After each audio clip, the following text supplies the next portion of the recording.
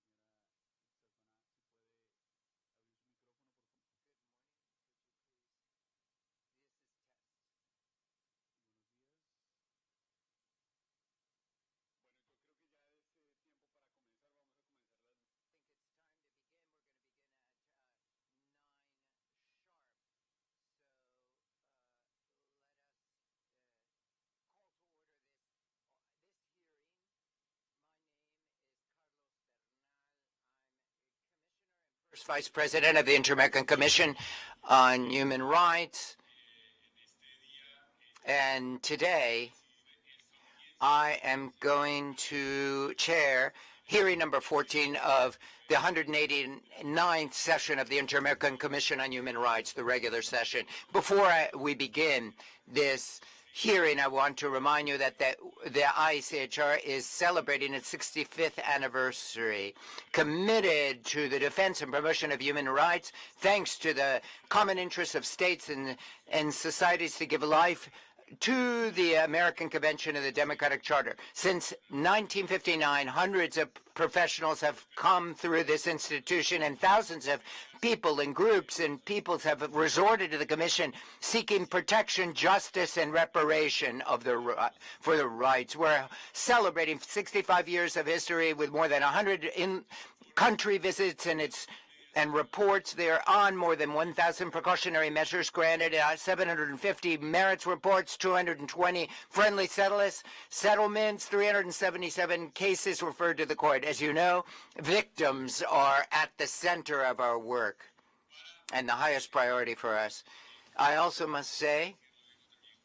should also say it as the rapporteur for persons with disability. I want to make sure that this hearing is inclusive, and so we request that all participants begin their presentations by saying their name, their position, and their organization or institution they represent. Later, or subsequently, every time you take the floor, we'd be grateful if you would say your name again, so that persons with any visual disability are able to identify who is taking the floor. Likewise, we remind the audience that they have closed captioning on Zoom, and anyone can activate it directly on their equipment and choose the size to view. Also, it's available for anyone who's following us on the ICHR channels. The title of this hearing is Human Rights of Persons in Human Mobility Due to the Effects of Climate Change. It's a regional hearing that's been requested by a countless number of civil society organizations. The time that will be strictly measured, by the way, we'll be keeping time very strictly. Just right at the very second that your time is up, I will be interrupting. We'll give 20 minutes to civil society for its presentation, then 10 minutes to the UNHCR, the UN High Commissioner for Refugees representative, and then 5 minutes to the IOM, who will be connecting virtually, and then the ICHR will have 3 minutes for its remarks, then 15 minutes, and then we'll wrap up in 3 minutes, 15 minutes for the people. I'm sorry that I'm speaking so fast, but after this hearing, we're hot on our heels is another hearing we have to get right to, and that's why I'm racing right now, and we cannot dawdle any further. So we will give civil society its opportunity to speak right now. Thank you very much, Chair. My name is Gabriela Vieira de Forba of the Center for Justice and International Law, CIDH. Along with my colleagues, we represent more than 30 civil society organizations that work in the area of human mobility and climate change, and we support communities who are experiencing different forms of human mobility or migration as a result of climate change. Of the many communities that we're supporting, we have only 2 representatives here, one person from Bahamas of Haitian descent and another individual from Mexico. Even despite all the efforts, many members of these communities have not been able to come because of obstacles due to passports and inability to be able to enter the United States. These difficulties to be able to be present here today are just part of what it means to belong to a marginalized community that's forced to move from its region in a landscape of contentious speech. These individuals also face a failure to take measures of adaptation and in terms of climate change. And so we would like to provide testimony to the Commission about how this triggers different types of climate change triggers different types of displacement.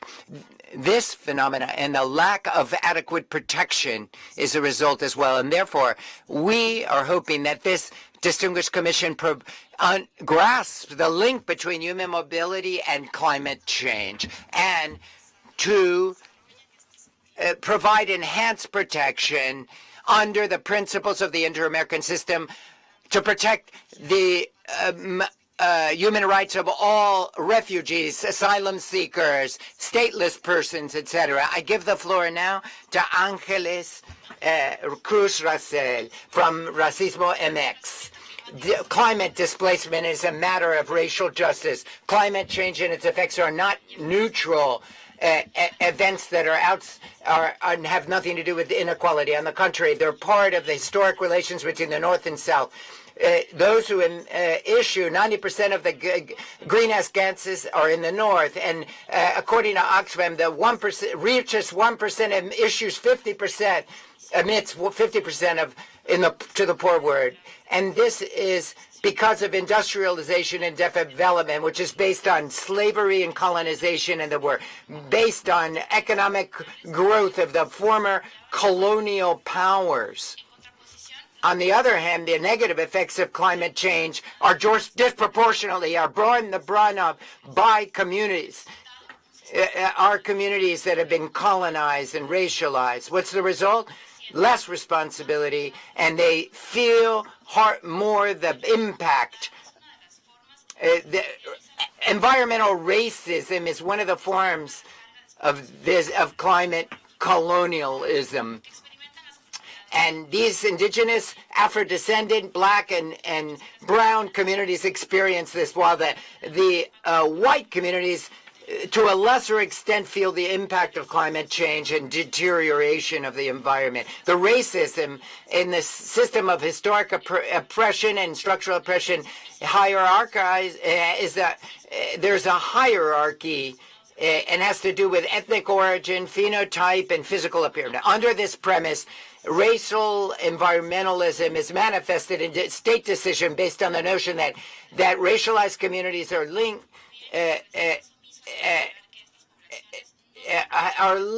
and have no priority because they're marginalized and poor anyway. Likewise, environmental racism takes place when actions against climate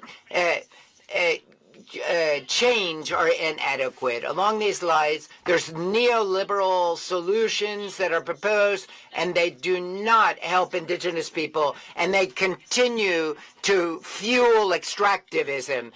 Climate, it's urgent to see how oppression is interconnected and reinforce each other the different way.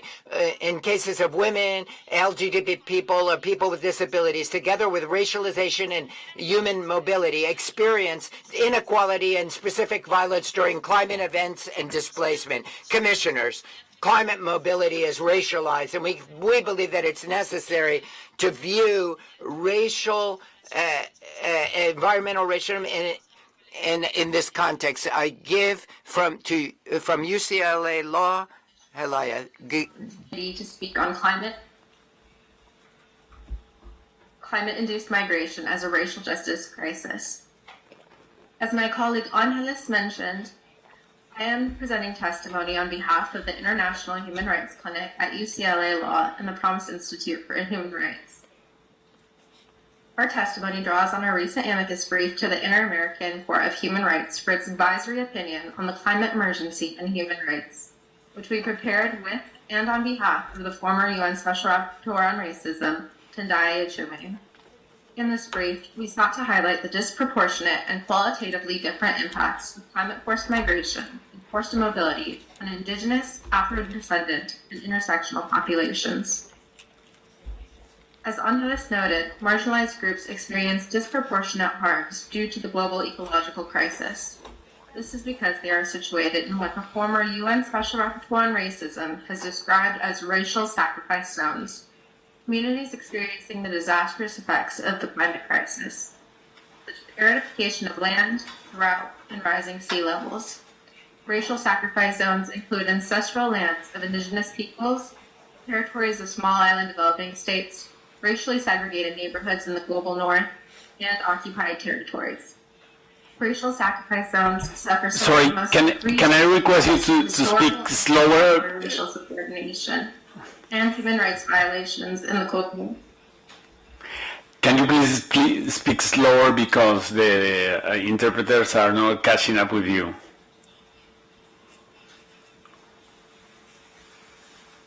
Lo siento.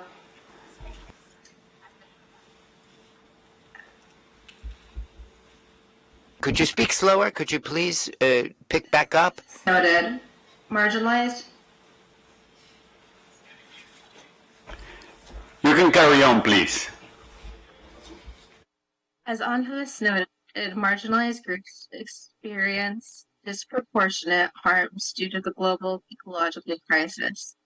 This is because they are situated in what the former UN Special Rapporteur on Racism has described as racial sacrifice zones.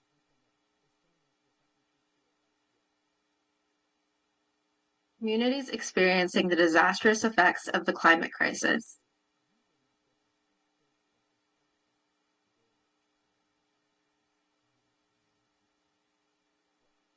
Such as aridification of land, drought, and rising sea levels. Racial sacrifice zones include ancestral lands of indigenous peoples, territories of small island developing states, racially segregated neighborhoods in the global north, and occupied territories. Racial sacrifice zones suffer some of the most egregious forms of historical and contemporary racial subordination and human rights violations in the global ecological crisis. This is because racial and xenophobic discrimination are compounding factors of forced displacement and climate-induced migration. They are determinants of who can move within and across borders, and who is immobilized against their will. Further, nations with significant climate vulnerability themselves provide refuge to more than 40% of refugees.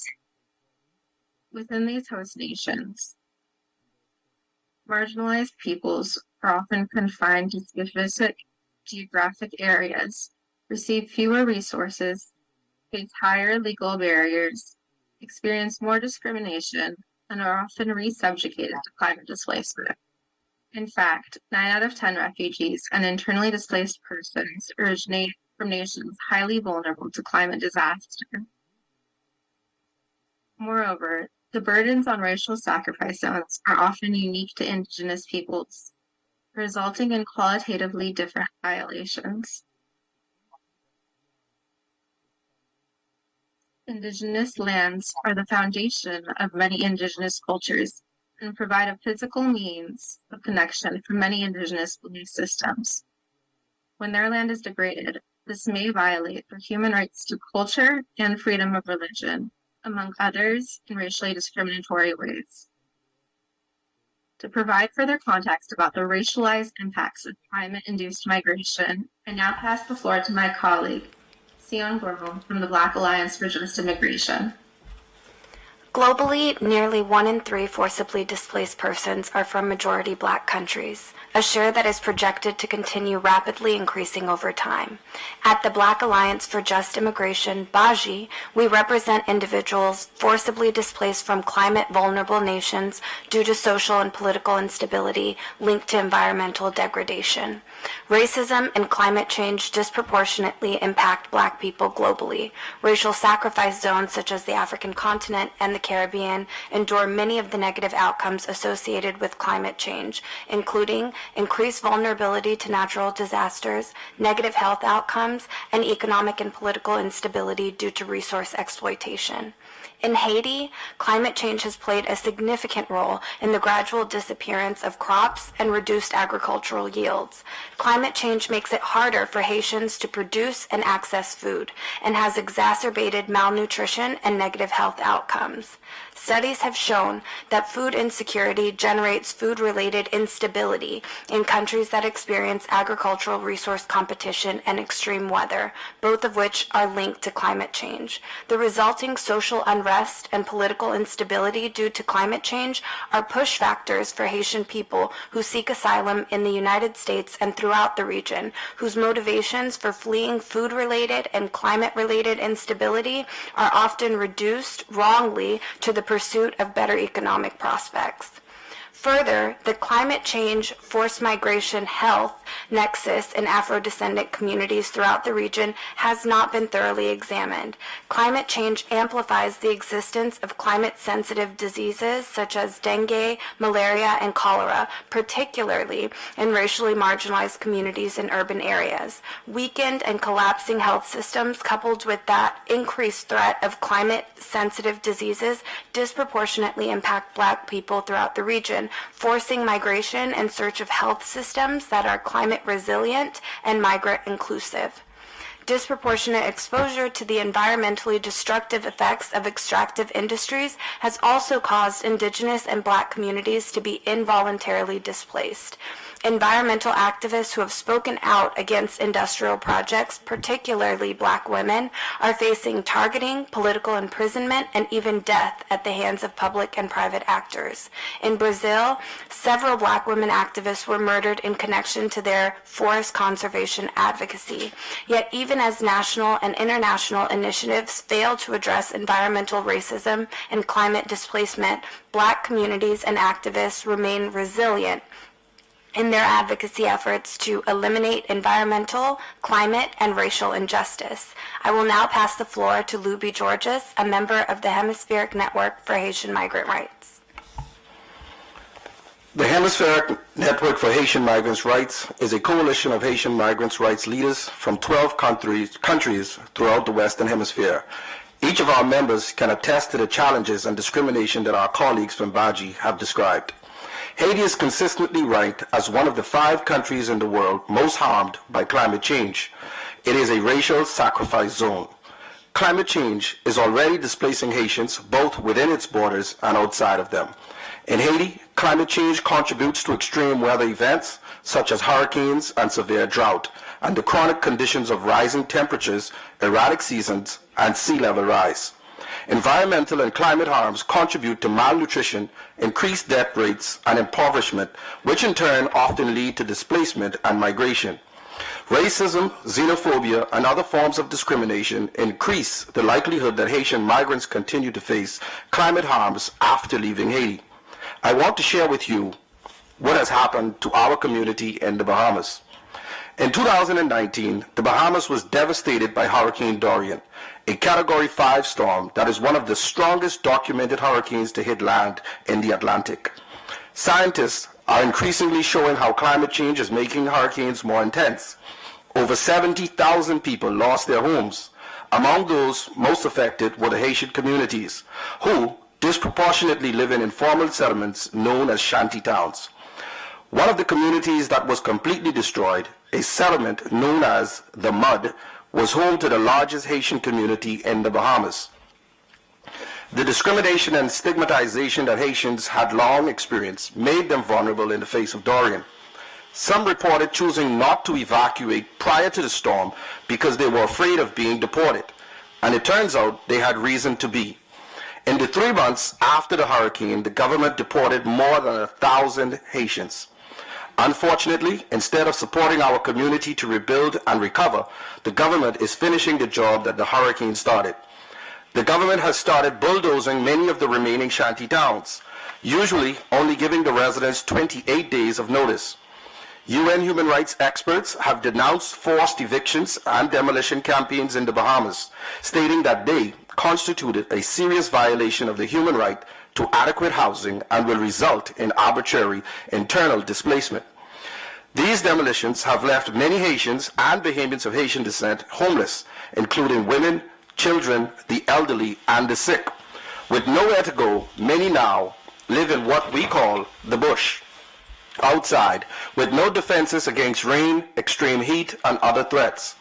These demolitions have further exacerbated the vulnerability of an already marginalized community. The targeting of Haitians for detention and deportation has also intensified, with immigration officials frequently raiding Haitian businesses and restaurants. And unfortunately, in light of how we've seen Haitian migrants and asylum seekers treated and discriminated against throughout the hemisphere and the conditions in which they are often forced to live, this is a story that risks being repeated over and over. Therefore, within the context of climate displacement, particular attention to the protection of Haitian and Black people in human mobility is urgently needed. I now pass the floor to Lupita from Comunidad El Bosque in Tabasco. Soy Lupita Mayoral, I'm Lupita Mayoral. I'm part of Bosque Mexico. We're a community of hardworking people who are devoted to fishery. My parents, my brothers do this. To me, El Bosque this is my history. It's my home. The forest is where I was born and where I grew up. Most of my memories are linked to this land where the river is, and it empties out into the sea. My mother and father are fisher persons. She has a relationship with the sea, which is surprising. It gives them peace. It's comforting to them to feel it. It gives them life. But in 2019, that relationship changed. We realized that the sea was rising up to the level of our house, and the first line of house fell into the sea, and including my grandfather's home. And we were concerned because we didn't know what was going on. We knew that the sea level had risen, but we thought it was going to go back to its lower level. But the Mexican authorities, we just had a deafening silence. And civil society organizations came to us and shared information about climate change. It was hard for us to realize there was no going back and that our community was going to be disappearing. In 2022, we organized a press conference so that the authorities and others would know what the effects of climate change that we were facing. We cried for help, calling for a solution to a problem that we did not cause. And that our demand was that would be fairly and in a dignified fashion, we would be resettled. We lost the third line of houses, the primary school, 2 churches, and kindergartens, and etc. We lost them to the sea. Climate change doesn't wait for politicians to decide. It just heartlessly advances. And then there was chaos, children who were homeless, no schools, walls falling of the house, and the despair of not having anywhere to go. A community that years before was exporting tons of fish, whose houses had floors and a future. Now they had tin roofs, and my father and other men, they improvised houses that I wouldn't call a house because they have no floor, they have no electricity, no water. All they are is protection from the sun and sometimes from rain. Sometimes all together, and with a legal fight, we did obtain a response. The community knows now that it will be resettled. There's land, and some families have entered into agreements to receive their new homes, but other people remain outside. This process has been chaotic, to say the least. People have been desperate. Children don't have schools. People don't have health care. We have no water, electricity, or any temporary refuge. Doña Tanya died in a rented house waiting to be resettled. We need people to learn about the effects of climate change, because as my mother says, we're the first ones to lose everything, but we won't be the last ones. For example, the case of Guayú in the Colombian Guajira, and we're going to see a video about this now. Video 1, please.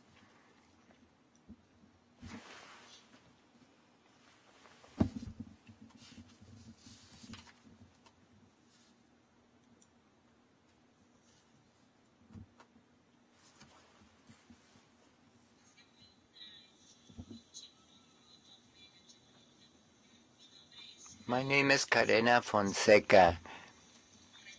I represent 180 communities, which is a fisherman's zone on the Caribbean coast. And we live off of fishing. That's what we've been done in Guajira department of Colombia. There's more than 180 communities that have been affected by, and our livelihood, fishing, has been heavily affected. We are artisanal fishermen, we have had this problem for the last 20 years, and we've seen coastal erosion taking away our homes, our land, as a result of climate change, the sea level rise. There's been all sorts of. We've lost our vessels, our ships, our boats.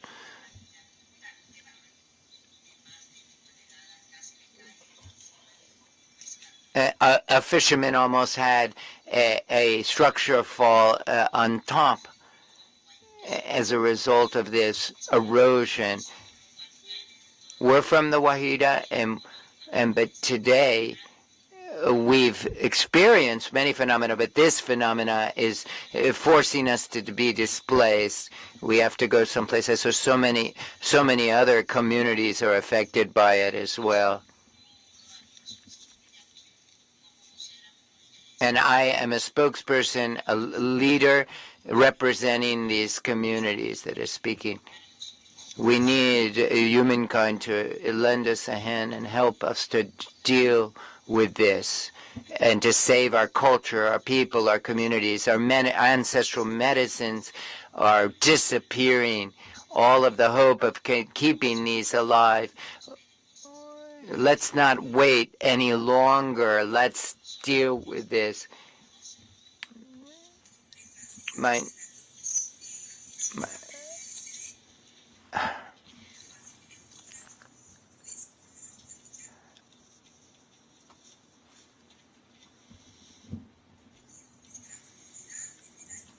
I've lived since 1998. I lived in this community.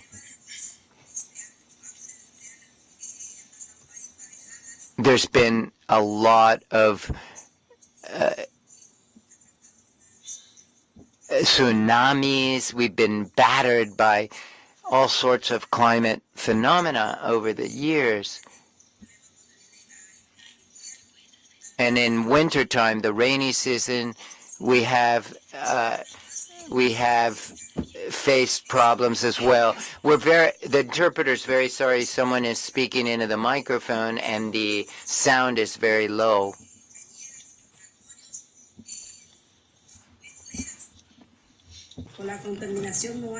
And as on top of it all, there's pollution. We suffered disease, dysentery as a result of all this. We've had to race away from this area because our communities have become abandoned. Our president has never provided support to us. We as women, we haven't been resettled, given decent housing, and running from all these natural phenomena and pollution that affects us. We've had to migrate to the United States, and from the area, we've lost so many people as we live in poverty, because as I tell you, there's no source of work for us to make a living. Our livelihood has disappeared. And so our homes, our communities have been lost. I've had 2 homes that I've lost, who were my livelihood. My children studied. They went to school. Nobody should have to suffer what we've been suffering. Acabamos de ver el caso que narró Francis. We have just seen the case in Honduras that Francis has taped. We're now going to focus on the situation in Ciudad Juárez, Mexico, at the Crossing Migration Center.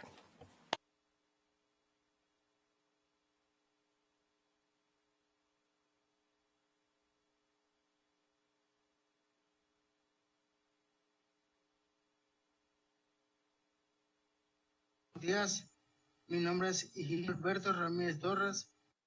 My name is Gilberto Ramirez Torres. I live in Honduras, and my name is Eugenio Ramirez Ortega. I'm the father of Eugenio Alberto Ramirez. We both live in Honduras. And let me say that there was a time not so long ago, as a matter of fact, when shrimp was abundant. We lived off the fishing. And we, alas, now have a great plummeting of the availability of shrimp because the tides are higher and more violent. And in point of fact, where we used to be centered, where we launched our ships from, is now impossible. A company offered us a job for a while, but that hasn't worked out either, and we're flat out of luck. We don't have a job. We don't have a home. What can I say? This is really quite distressing, and we have been forced to leave where we were and migrate towards the United States in hopes that, please God, we'll find a better chance somewhere else, because our homeland here in Honduras is simply, for so many reasons, no longer possible for us to live here. You know, as a father, you can imagine how hurtful it is for me to have to say to him, look, Sonny, you better pick up and go, because there isn't anything for you, or for me for that matter, here.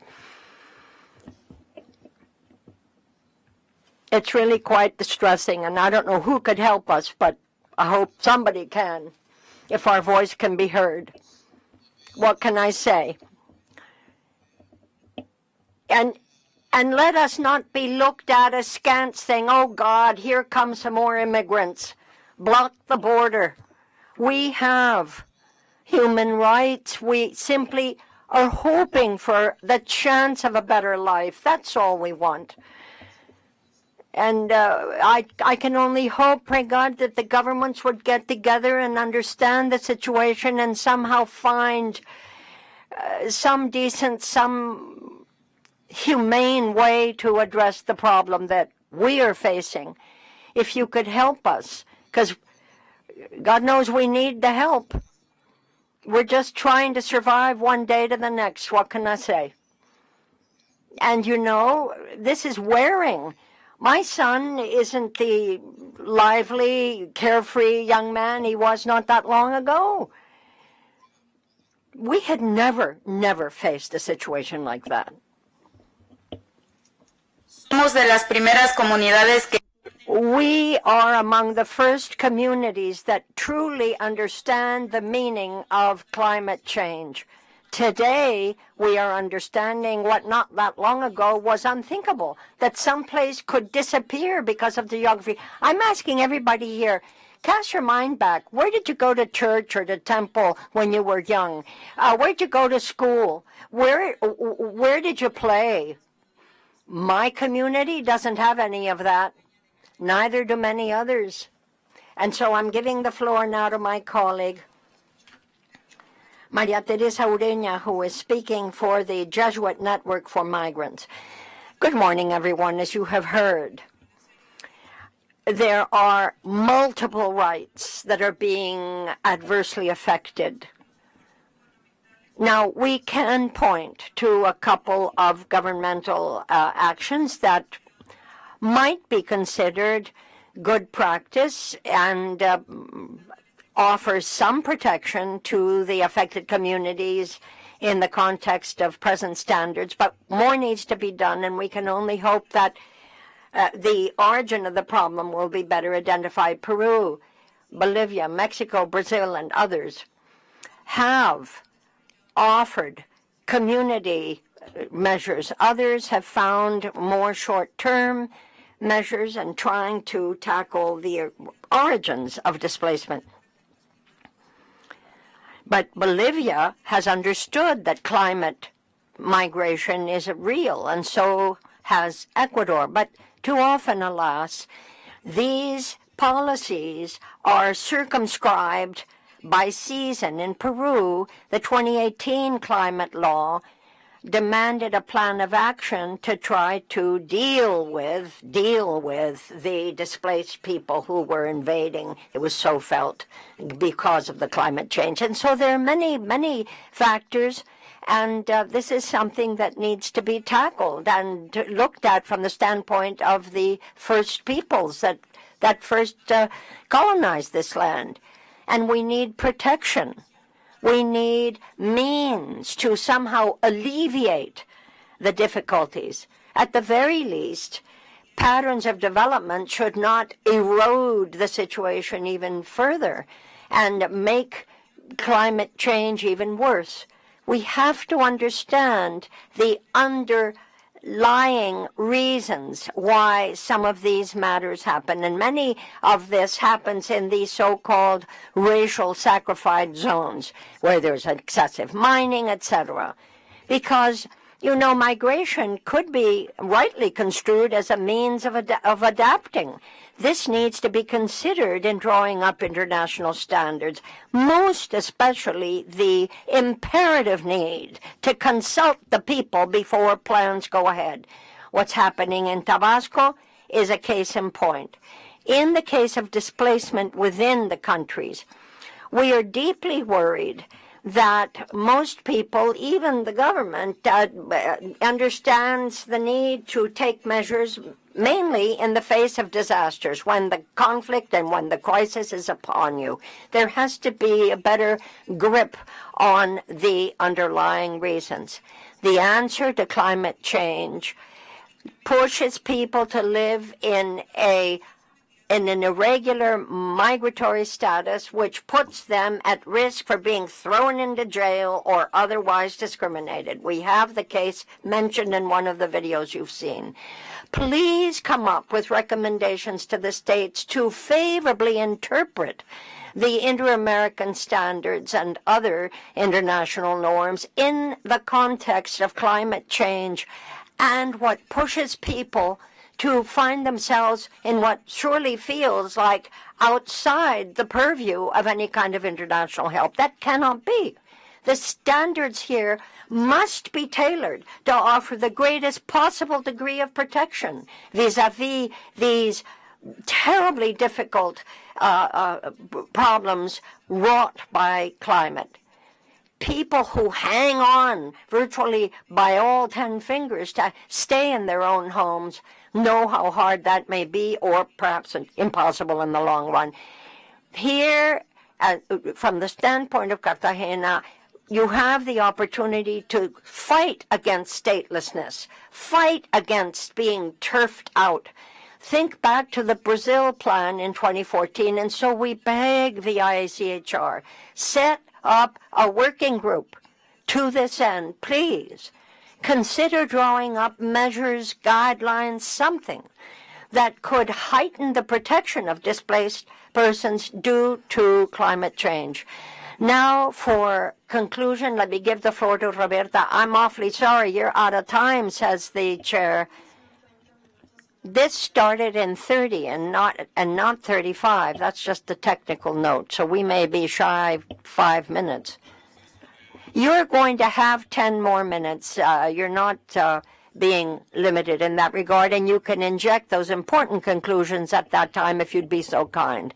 We need to move on, and I offer the floor now to the delegate of UNHCR.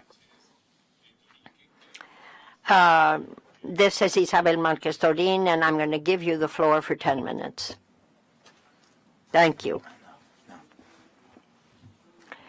I'm grateful to the Commission for this invitation to speak, says Andres Sanchez Torin.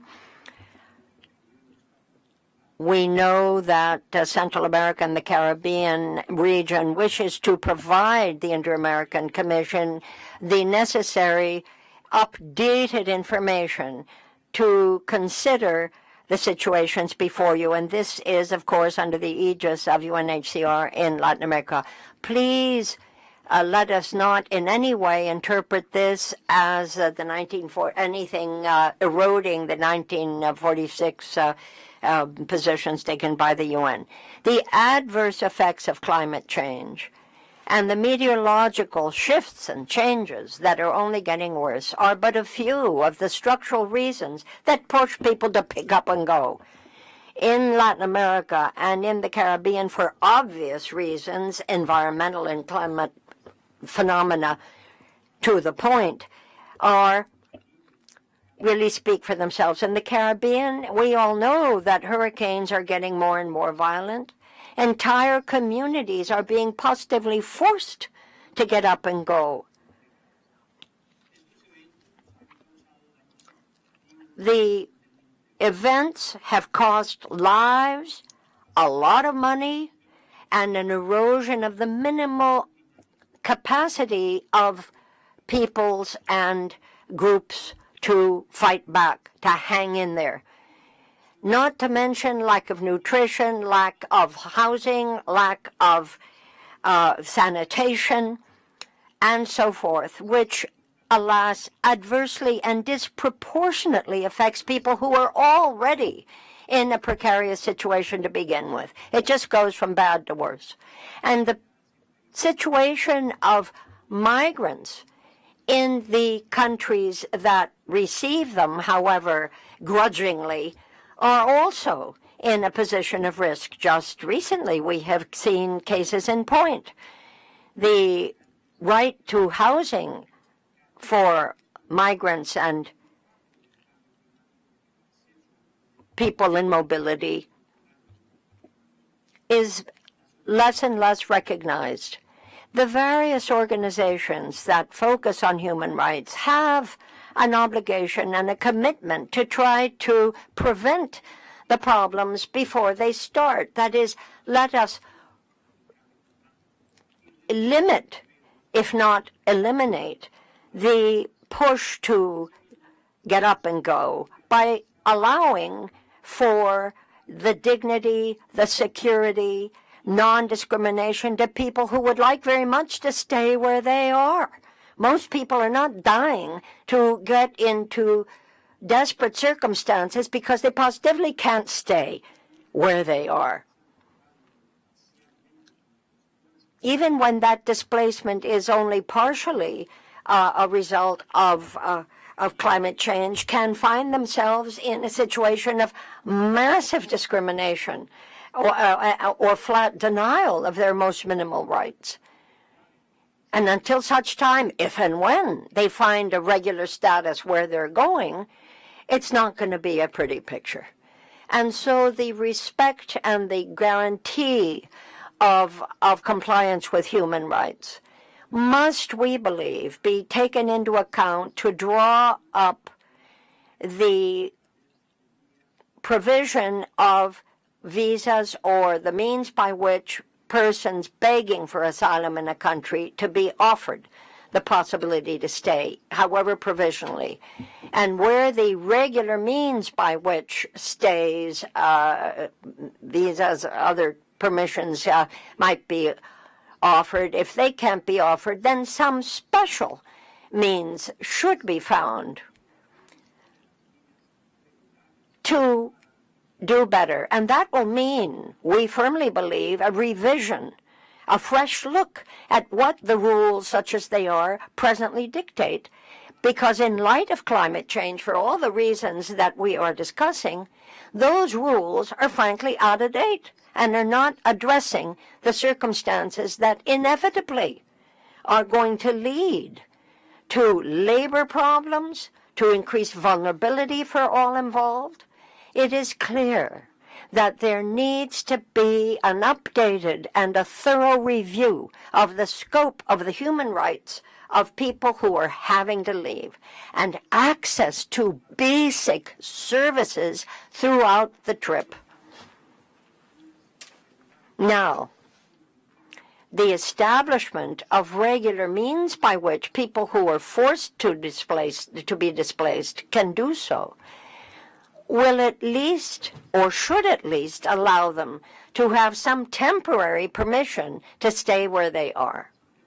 This is based on basic principles of international human rights.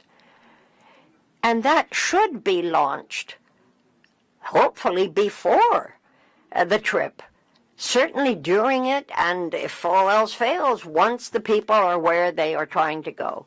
This is a global phenomenon.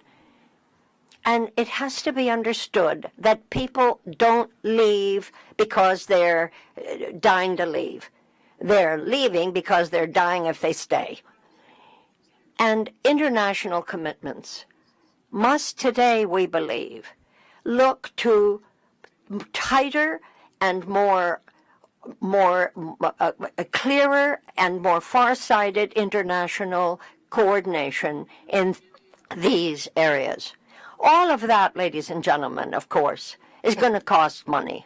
Money for what?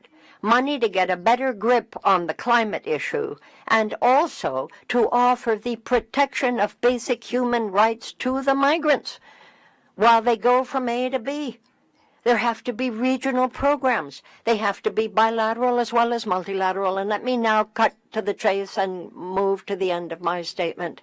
For all of this to be effective, clearly basic human rights have to be recognized. And that means that the titulars, that the rights holders have to be viewed as legitimate and having a voice. Mechanisms need to be available for them to have access to justice. These rights, dear friends, need to be reflected in the financing mechanisms, such as, for instance, the new fund for loss and damage occasioned by climate problems.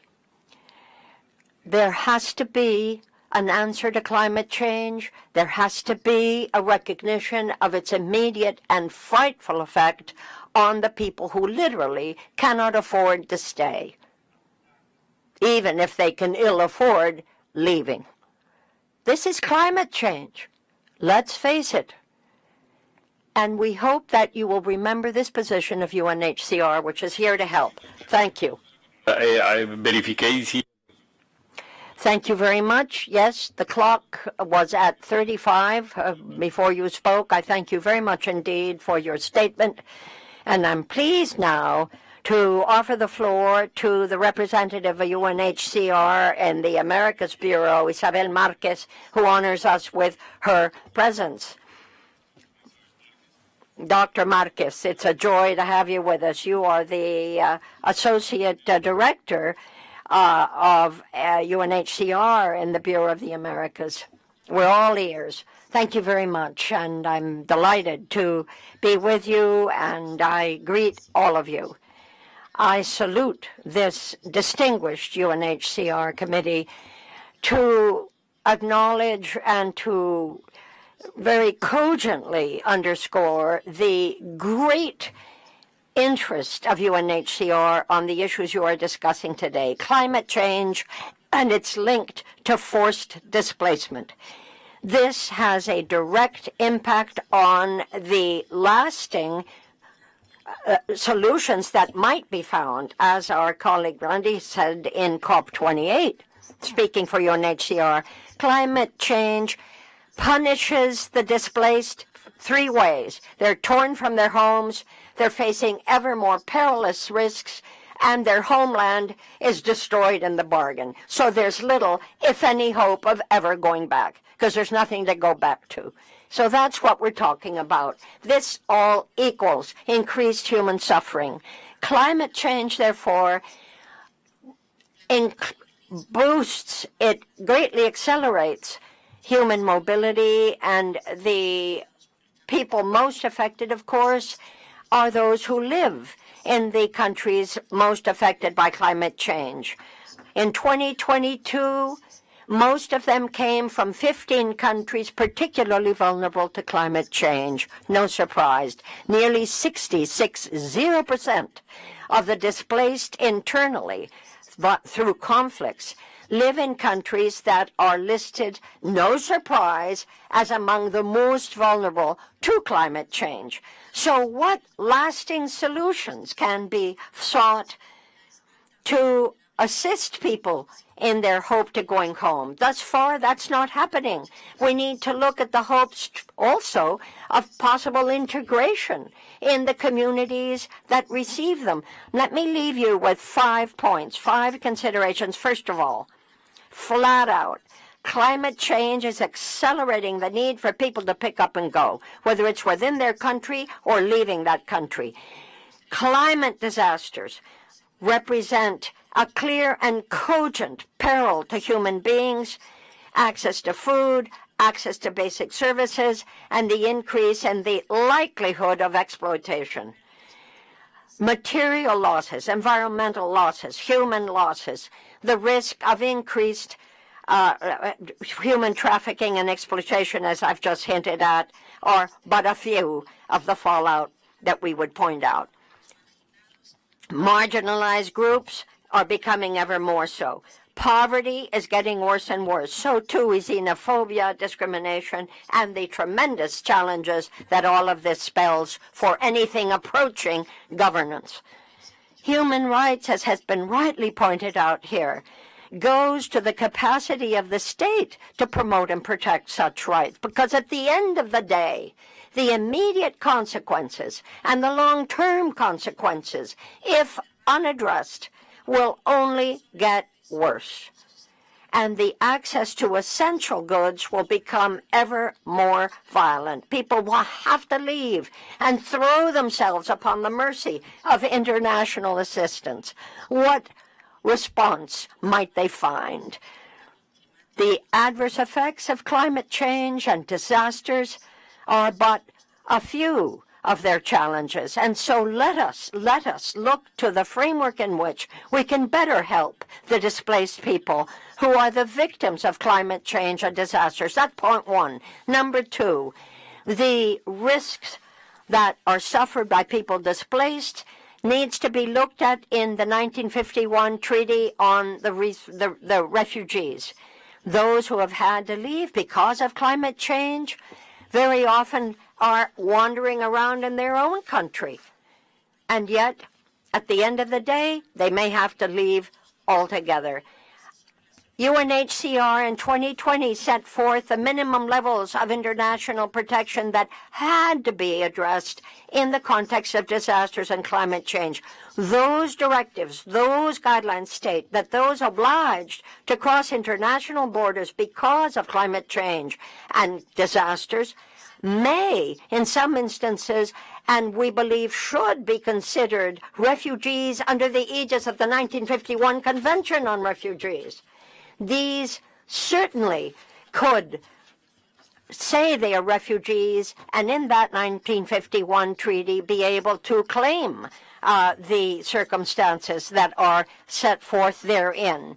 We also believe that the situations that are aggravated by climate change and disasters, where the state is either unable or unwilling to help those people, they need to recognize that denial of such assistance throws those people directly into the hand of danger. We also need to look at ecosystems or resources or the lack of governmental response to climate change that, too, can indeed hint to particular political positions. We all know it.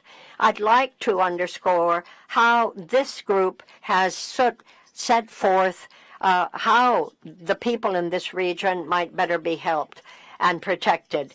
But let me also say that members of specific groups, women, children, the elderly, or people who are handicapped will obviously be hit the most by climate change, because that will come exacerbating the risk of human trafficking, of child forced marriage, and so many other ills and evils to which these marginalized people are exposed. We must come up with better strategies to mitigate the risk before climate change becomes or is again repeatedly adverse. When people are scared to death and are being persecuted, if not prosecuted. They deserve a hearing.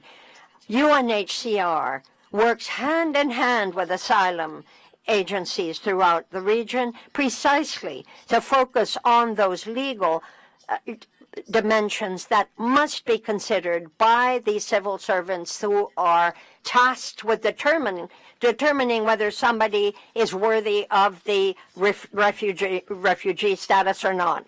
Let me now briefly speak to the international protection and the application of the Cartagena Declaration on Refugees that dates back to 1984. We're talking about people who have had to leave because of climate, because of disasters, catastrophes, or other upheaval that has upended public order. Those people have now a distinct category in the Americas, not because of the legal elements involved here, but because of the practical applications that must be considered. Member states have looked hard at how they can do better to help them. Both the Commission and the Court for Inter-American Human Rights have recognized the legal status of such people. The Declaration of Cartagena offers a legal framework which comes in addition to those others to help the people who are directly affected by climate change. And when such events generate circumstance, and I'm going to quote here from the order, gravely perturb public order, putting their very lives at risk, the security of those people, they must be protected when they seek protection beyond their own borders. In 2024, we shall be marking a milestone. It's the 40th anniversary of the Declaration of Cartagena. This is no small thing. And we're going to celebrate it by organizing a thematic consultation to focus precisely on displacement as linked to climate change. What is the purpose of all of this? The purpose is to draw up a 10-year plan of action, so that we know clearly what the commitments of the states that are part of the Global Forum for Refugees that was set up in 2023 are as of now. I'd like to say forth that the relevance of complementary means of protection given climate change / disasters must be looked at again within the context of the international protection that we are espousing here. Climate change must lead us to a pragmatic answer. People who are picking up and going because they literally don't have a choice must be offered at least provisional protection or provisional visas, anything that spells immediate protection under the aegis of what is known to be international protection. The clock is ticking. I'm going to stop there. Thank you. Thank you very much for your remarks, Isabel. And now I'd like to give the floor for 5 minutes to Mr. Paulo Escribano Miralles, who's a regional specialist in climate change for the Americas and the Caribbean of the International Organization for Migration. You have 5 minutes. Thank you very much. Thank Chair, Commissioners. Greetings to everybody at the OIM. The IOM. We are grateful to the Commission for convening this meeting. And in line with the Inter-American Court of Human Rights, where in a recent advisory opinion, this topic has been raised. The representatives of the communities and civil societies, as they've said, remember there's adverse effects on ecosystems, food system, human rights, and inequality. The IOM views climate change as gradual or sudden climate events can cause displacement. It's not a uniform phenomenon, but it depends on a variety of factors, social, economical, political, and environmental factors. The IOM understands that everyone's human rights are going to be defended and promoted in view of in the face of climate change, and particularly women, children, and indigenous people, Afro-descendants, peasants, and older adults who can experience different challenges and impacts from forced migration as a result of climate change. The IOM takes a human rights-based approach to deal with this issue, and availing itself of all the instruments, the international instruments, international humanitarian law, international human rights law, as well as the frameworks with regard to movements. Also, soft law instruments have addressed human mobility as a result of climate change, and it's very much taken into account in the 2030 agenda of the UN for Sustainable Development.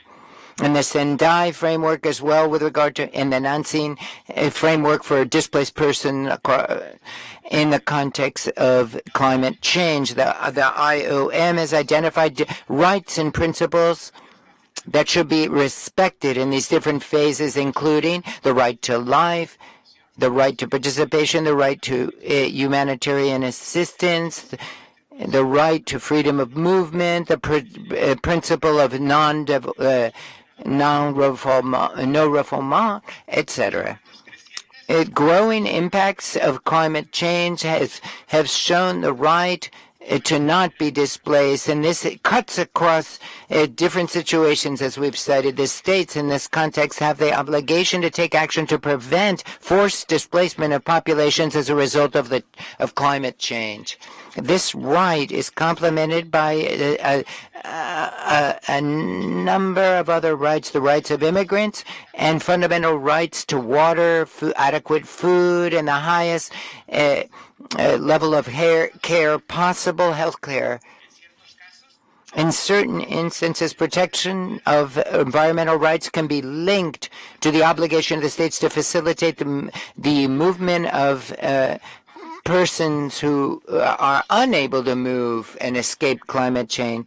There should be a mechanism to protect rights, and there must be innovative. The access to freedom of movement is very relevant in context of movements as a result of climate change. If the states can help people with these threats, they should at least not prevent people from moving on their own. When there's a duty of protection during and after displacement. That's in effect for states. When you cross borders, environmental migrants also have rights. And so there's complemental protections that must be effectively protect environmental migrants, humanitarian aid, and temporary séjours in the states that they find themselves in their migration. The obligations of states in the face of environmental migrants is the principle of non-refoulement.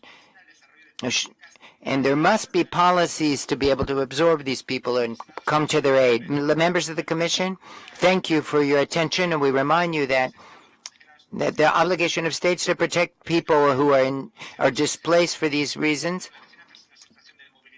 and persons in movilidad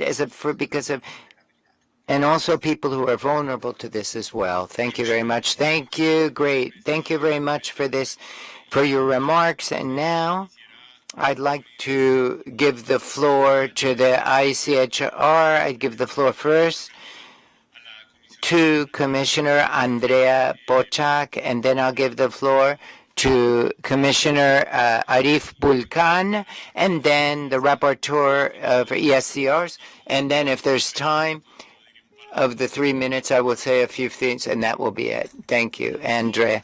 Good morning to each and everyone. So I am a rapporteur for on mobility. In that capacity, I'm speaking to you. I love seeing that it's all women in the delegation, and the reinforcement to hold this hearing and the information you're providing. It's essential to my rapporteurship in the Commission.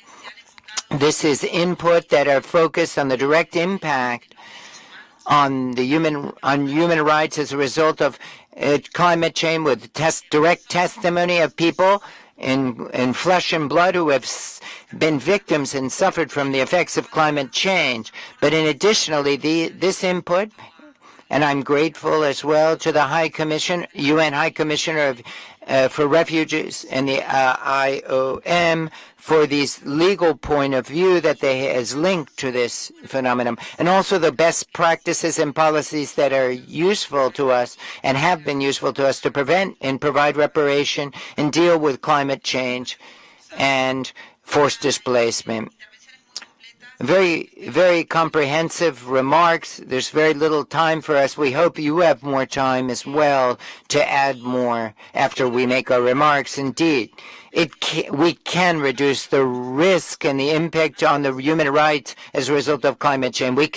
We can lessen the impact of this. We can't prevent climate change, but if we can't prevent the effects of climate change, we can reduce the risks as a result of international displacement as a result of climate change. And so states have to take forceful measures for fair internal resettlement of these individuals who are displaced, raising and taking into account the differentiated treatment of the poor Afro-American, indigenous communities, etc., and other segments of the population. Climate change doesn't wait for political terms to end, and as Virginio had said, it's necessary for governments to come together and to support us, as was said.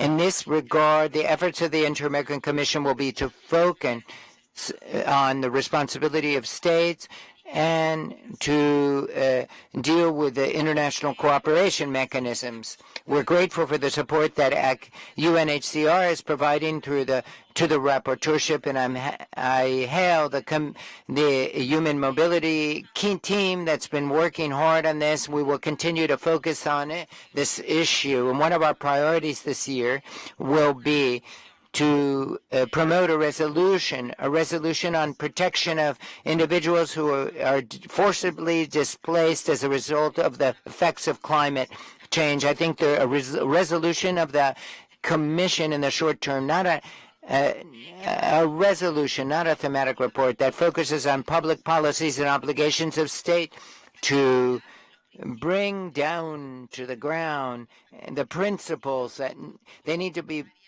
implemented and enforced. This is in support of the advisory opinion of the Inter-American Court.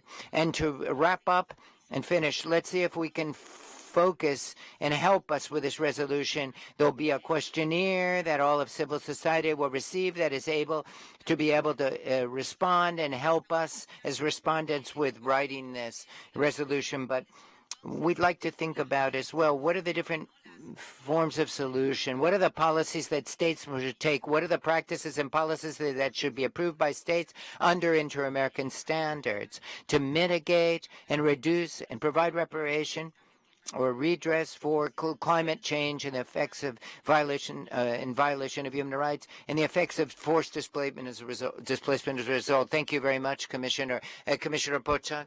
And now I give the floor to Commissioner Bulcan. Chair, and I join my colleagues in welcoming all of you and to say how particularly moved I was by the testimonies that I heard from those of you at the table and from joining us at Zoom. In the context of the calls by some of you, particularly the last speaker who ran out of time, but hopefully we will return to you, about recommendations to states. I wanted to, and it's mentioned a few times already, but I wanted to reiterate the particularly inter-American standards. Many speakers have spoken about this already, but since we are so focused on this issue, in particular what states are obliged to do, I just wanted to quickly refer back again for some context to the Inter-American Court's advisory opinion 23 of 2017. So very important statements there, which I think it's crucial for us to bear in mind as a backdrop to all of this. The court concluded that a healthy environment is an autonomous right, fundamental to the existence of humanity. I think this is our starting point. It recognized the impact of climate change, and this is particularly germane to the issues that you have brought to us today. It recognized the impact of climate change and the effective enjoyment of human rights, particularly for the most vulnerable populations, such as indigenous peoples, children, and those living in extreme poverty. And I wanted to highlight some of the specific recommendations they made, particularly since this is a theme that you've been referring to, calling on states to regulate, supervise, and monitor activities that would cause harm, carrying out effective and independent environmental impact studies, as well as mitigation and contingency plans, and applying the precautionary principle to protect the rights to life and personal integrity due to serious and irrevocable environmental degradation, even when scientific uncertainty exists. So in other words, these standards are already clearly established by our court. So it's not that states are unaware of this, but in the interest of, as Commissioner Pochat said, the upcoming the declarations that will be issued by the Commission, I wanted to ask those of you who are engaged in this activism and this work around mobility and the effects of climate change, if you could speak a little more in the limited time left, about your own challenges to the recognition and protection of rights, and particularly in the context of the recognition of this as a crisis with differentiated impacts. Challenges in your work with states around accessing information about the impacts particularly of businesses, extractive industries, and participation in processes where standards are being developed. And if perhaps you have time as well to talk about best practices that could form the basis of any further resolutions and recommendations that are given. But thank you again for your very useful information. Thank you. Thank you so much, Commissioner Vulcan. Ahora quisiera... Now I'd like to give the floor to the Redesca Special Rapporteur Javier Palomino. Thank you very much, Chair. I thank you to the proponents who have requested this hearing, thematic hearing, that once again brings to the fore a sub-theme that the Redesca and the Commission has been worked on in this session, particularly the the UN agencies. I'd like to thank ACNUR and also the IOM and the Office of the UN High Commissioner for Human Rights. It's a pleasure to have this opportunity to address this issue with you all, of course. I believe that we must mention certain facets of this issue. And firstly, to sort of provide, first I'd like to give a basis for the question I'm going to pose. Firstly, the Inter-American Commission of Human Rights, the Redesca, my special rapporteur, has worked in this through a particular resolution. Climate crisis and human rights is loosely the title of this resolution recently. And last year as well, with a thematic report, poverty, climate change, and ESCRs, in Latin America in the context of human mobility. This means that there's been a recent effort of the Inter-American Commission on Human Rights and the ESCR rapporteurship to identify the issue and associating it with the phenomena of associating human mobility, not only with climate change, but also in the context of poverty, which leads to a lot of violations. But additionally, it has put forward specific recommendations to the states. The Commission has done that. The latest report that I just mentioned has a chapter of specific recommendations that's been out only for a couple of months. It hasn't even been 6 months since this report was released. And so therefore, I am interested. We are aware that despite our efforts, it's necessary to continue to address this topic in a comprehensive way and in an in-depth fashion, the challenges, the complexities with regard to human mobility, climate change, and the climate crisis. We also believe that a thematic hearing such as this one is fundamental to report on this ongoing problem that's so complex. It's one of the topics that we've listed as priority over the next years at the ESCR rapporteurship, special rapporteurship, that we're going to present this within a few days to the submitted to the Commission. More than 300 some odd civil society organizations have joined in with this. This is a priority theme.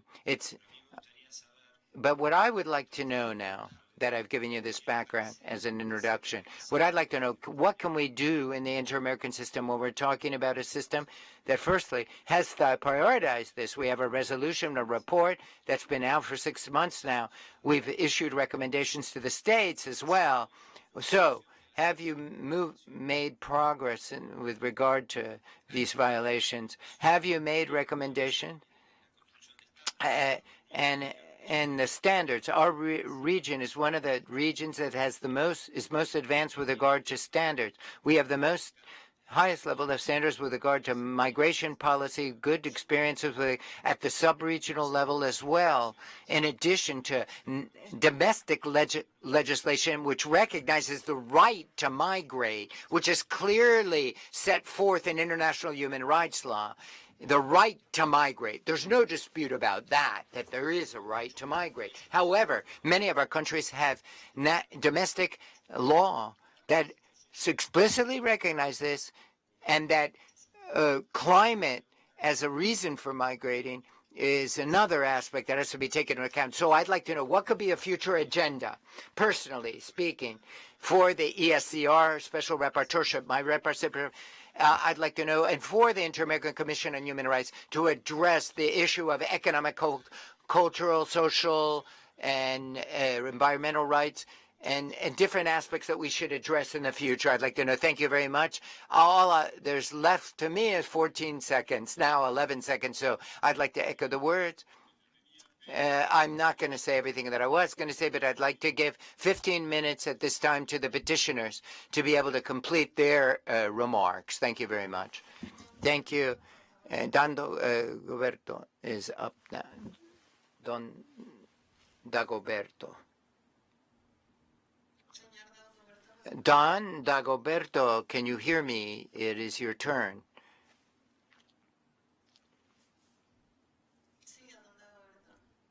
Go ahead, Don Dagoberto.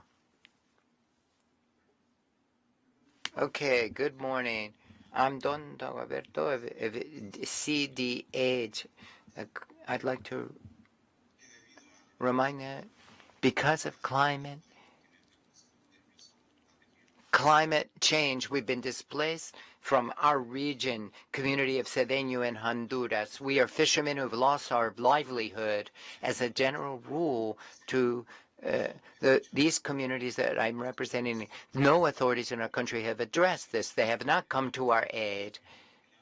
We have clearly brought it to their attention. They know about it, and to the Commission. And our community in Cedeño specifically, we need to be resettled. And thus, we call on the Inter-American Commission on Human Rights, one, to under international principles of human rights, that all migrants and refugees and victims to be our rights for be protected in our plight.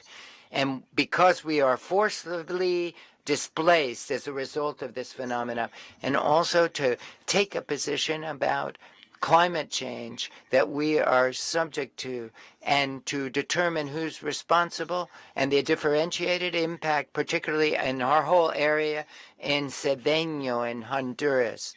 And three, to issue measures of protection that are clear to the displaced communities or who are at risk of displacement because of the climate emergency. Not only the Haitians who have been displaced, but others as well. But also in the cases of communities like ours, those of Colombia or in Mexico as well. Thank you very much for this opportunity to speak. Thank you very much. Ruby, you have the floor. Thank you once again. As my colleague earlier here on the panelists would have mentioned, the Cartagena Convention, we would like to ask that the Commission encourage states to apply the convention equitably, because we've seen the fact that as it pertains to Haitian migrants, it has not been so. Also, I would like to bring up the point to harp on the shanty towns or the informal settlements in the country of the Bahamas, where most Haitians find themselves residing. Many have had to relocate to those zones or areas as a result of Hurricane Dorian, which ties directly into climate change. But currently, as we speak, the government of the Bahamas, and I've mentioned this in my presentation, is essentially doing what the same thing that the hurricane did, which is to force displacement, but without any mitigating or contingency plans for homelessness and the displacement, once again, that is happening in the country of the Bahamas. And again, this is happening as we speak. We've been receiving photos and videos of Haitian migrants who are residing on the island of Abaco in forest and bush areas where they've started to rebuild homes because there is a lack of adequate housing, rental units, or affordable housing or rental units in the Bahamas. So again, this is happening as we speak without any contingency plans, and women, children, the sick, the elderly are now all exposed to the elements. Thank you. También un poco para responder. So I'd like to answer the questions that Commissioner Spocak and the rapporteur have posed to us. We want to say that it's important to deal with to take a deeper dive into the interpretation of rights. We have the right, but complementary rights of protection that the ICHR has talked about. But we have to talk about the criteria that apply. You talked about complementary protection, and there's discrimination against particular nationalities. Sometimes it's temporary. It's a year or 1 year. They don't protect rights when the effects go on beyond the deadline. And this same thing happens with other rights. We've seen communities that are relocating. There's no in-depth analysis of how the right to consultation of indigenous communities apply to communities that are displaced internally. There's no in-depth analysis of the application of the right to participation of women, children. It's an opportunity to have complex analysis and examination, looking at the whole range of rights. To emigrate is a right, but also, and to protection, but we have to see in the context of extractive industries as well. Thank you very much, Gabi.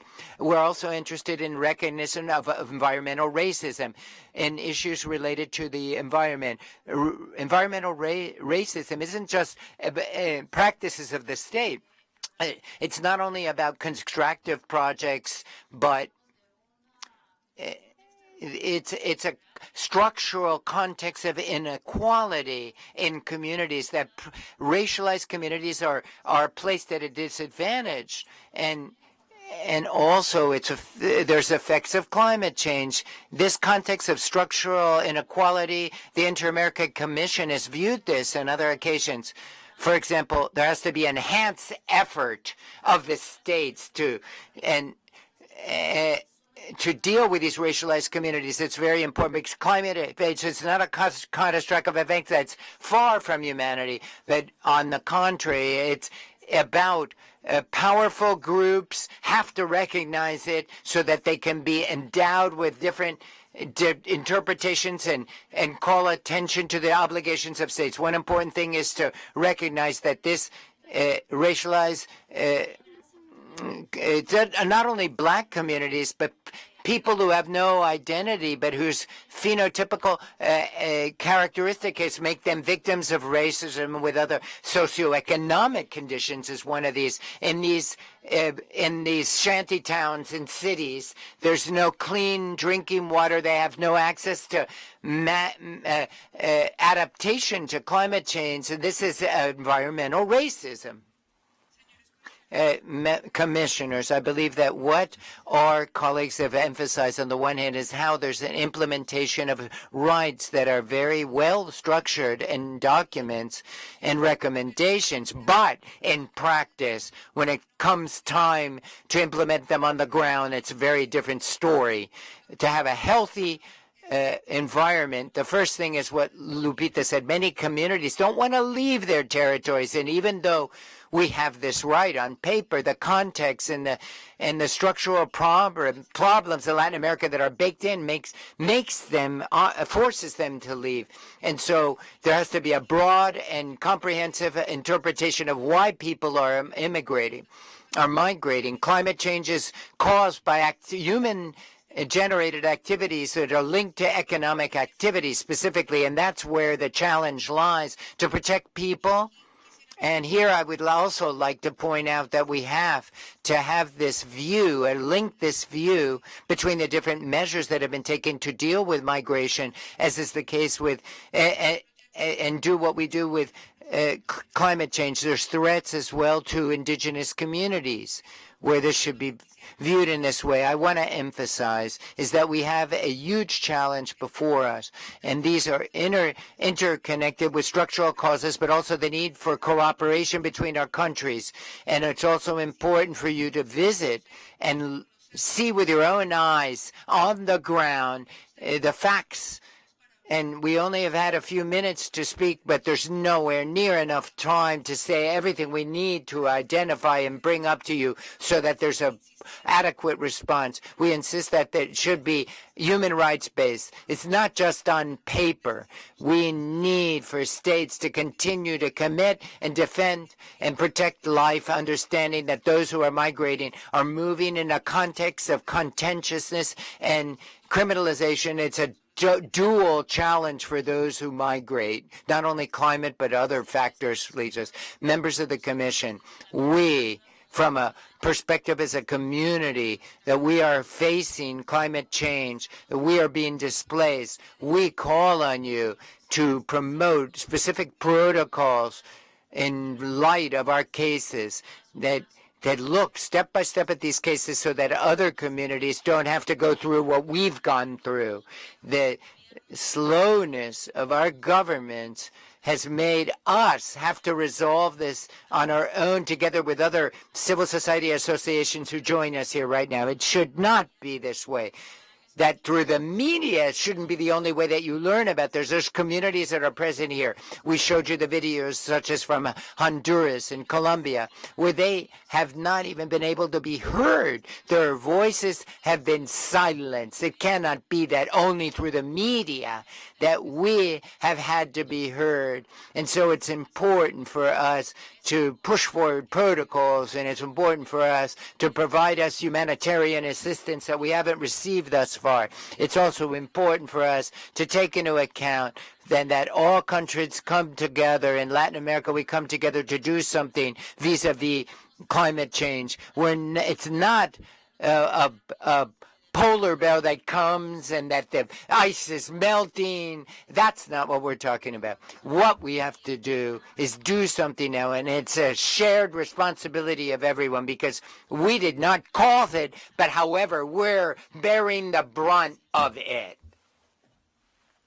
So we'd like to continue engaging in conversation to talk about how these rights should be reviewed. That's all I wanted to say. Thank you very much to the petitioners of this meeting. I'd like to ask if my colleagues here up at the head table have anything to say. Yes, of course. With regard to the dialogue and the meetings, the rapporteurship is willing and able to work together with you and engage in dialogue, and the Inter-American Commission will do this following the resolution we issue, and also the Inter-American and under the process of of Cartagena plus 40, and we will receive your input so that the intervention of the Inter-American Commission will be as effective as possible and useful as well as possible, and will be linked in as far as this topic. And thank you very much. Chair, and just to say briefly that for the Rapporteurship on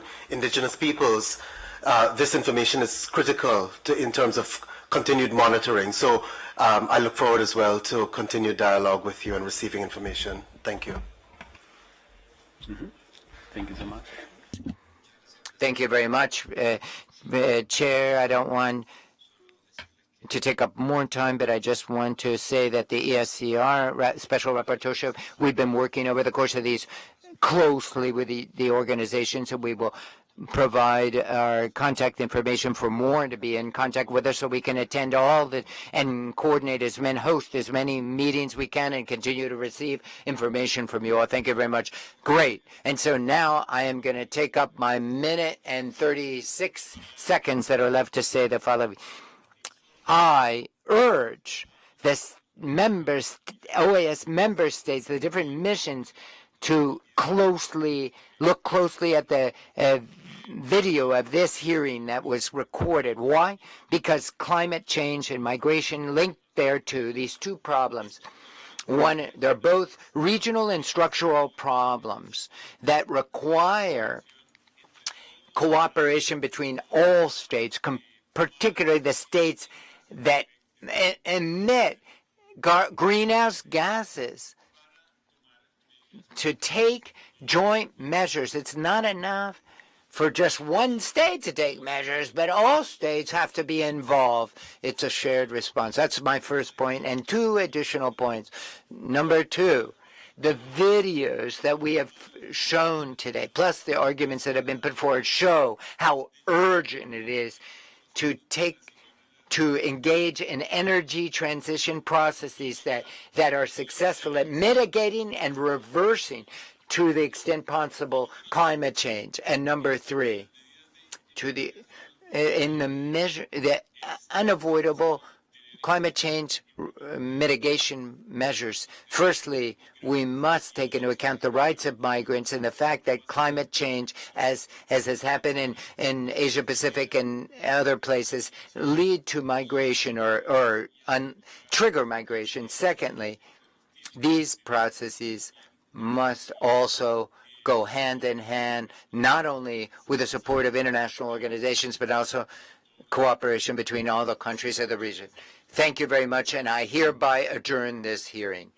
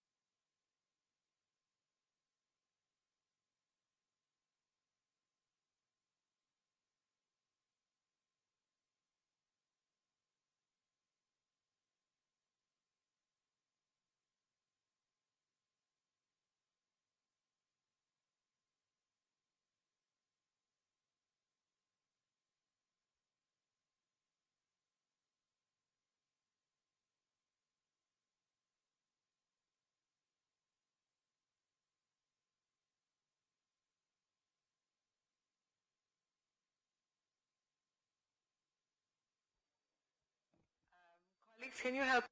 Can you? Okay. Okay.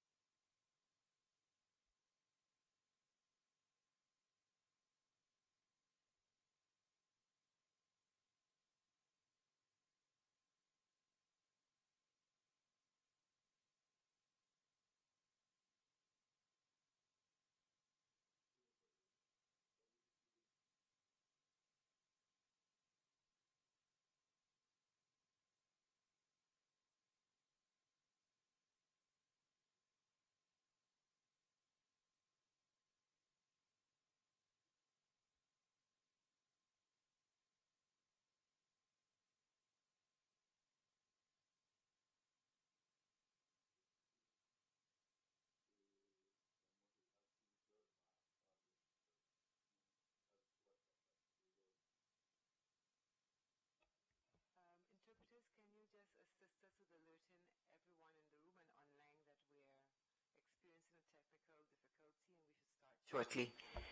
and online that we're